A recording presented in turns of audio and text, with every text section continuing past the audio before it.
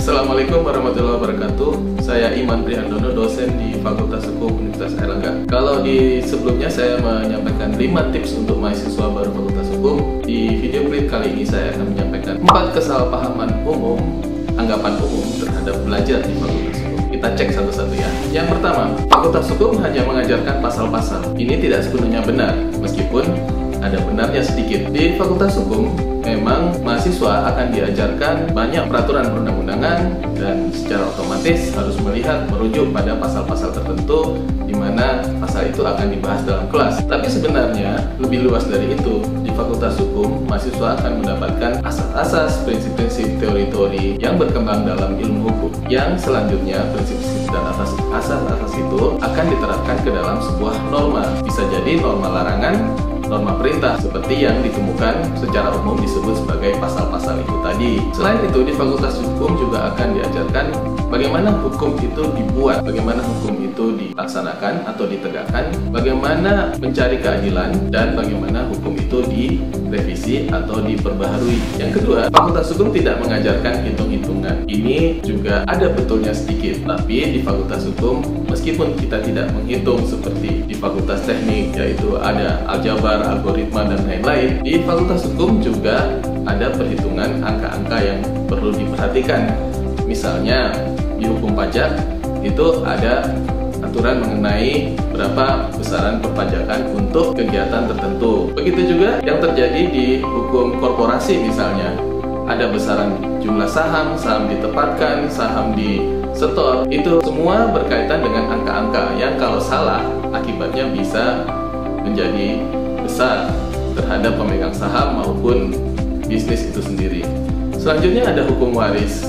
Setiap ahli waris punya perhitungan menerima masing-masing dalam jumlah yang sudah ditentukan. Demikian juga di hukum kontrak. Dalam merancang sebuah kontrak, khususnya kontrak bisnis, biasanya ada besaran-besaran jumlah-jumlah tertentu yang harus diperhatikan, seperti harga barang, waktu atau tanggal pengiriman, dan denda-denda penalti yang harus dibayarkan. Itu semua adalah angka-angka atau jumlah-jumlah yang harus diperhatikan oleh seseorang dalam profesi hukum. Oleh karena itu, seorang mahasiswa Fakultas Hukum juga perlu hati-hati terhadap angka-angka dan jumlah-jumlah tertentu yang sudah ditentukan. Anggapan yang ketiga adalah belajar di Fakultas Hukum hanya akan menjadi hakim, jaksa, atau pengacara. Anggapan itu meskipun ada benarnya, tetapi dalam dunia global sekarang, profesi hukum bisa bervariasi. Tidak hanya hakim, jaksa, atau pengacara.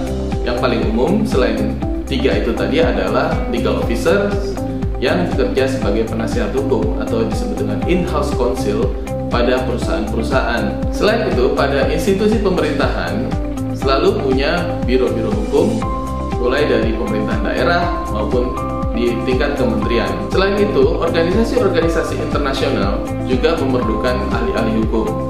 ICRC atau Palang Merah Internasional misalnya, di PBB, dan di organisasi internasional lainnya, termasuk ASEAN. Di organisasi-organisasi internasional seperti ini, profesi hukum atau ahli-ahli hukum sangat diperlukan, misalnya dalam merancang perjanjian internasional yang bersifat mengikat pada negara-negara maupun mengikat pada sesama organisasi internasional. Ada juga sebuah profesi yang bisa dimasuki oleh mahasiswa dari Fakultas Hukum adalah diplomat. Diplomat ini biasanya terikat pada Kementerian Luar Negeri sebuah negara. Tapi bisa juga diplomat ini berkaitan dengan organisasi internasional lainnya. Anggapan yang keempat adalah sekolah di Fakultas Hukum membuat kita menjadi lebih pintar berbicara dan berargumentasi. Anggapan itu juga ada benarnya, yaitu karena di Fakultas Hukum kita diajarkan untuk berpikir secara logis dan menyampaikan pendapat dengan argumentasi dan bukti-bukti yang valid atau bukti-bukti yang ada. Bahkan keterampilan berbicara memang dilatih secara khusus. Contohnya di mata kuliah praktek. Misalnya mata kuliah praktek peradilan, di mana mahasiswa dibagi-bagi menjadi beberapa kelompok dan memiliki peran tertentu. Misalnya peran sebagai pengacara, peran sebagai penuntut umum, dan peran sebagai hakim. Dalam mata kuliah itu, mahasiswa diminta untuk berbicara secara logis dan runut, berhubungan dengan bukti-bukti yang ada untuk mempertahankan sebuah kasus.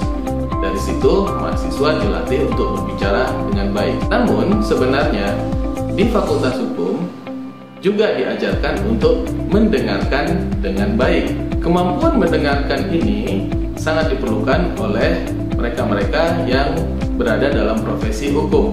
Oleh karena itu, di Fakultas Hukum, mahasiswa juga dilatih untuk mendengarkan dengan baik. Misalnya, dalam praktek negosiasi, mahasiswa tentu akan diajarkan untuk mendengarkan terlebih dahulu apa maksud dan keinginan dari lawan negosiasinya.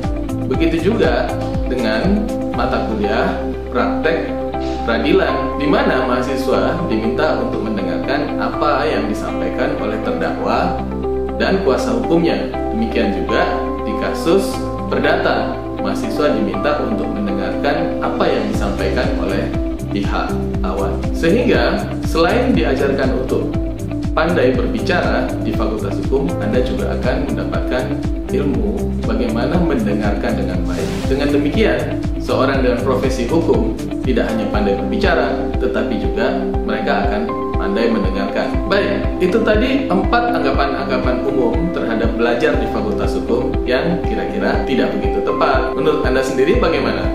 Sampai jumpa di video klip berikutnya.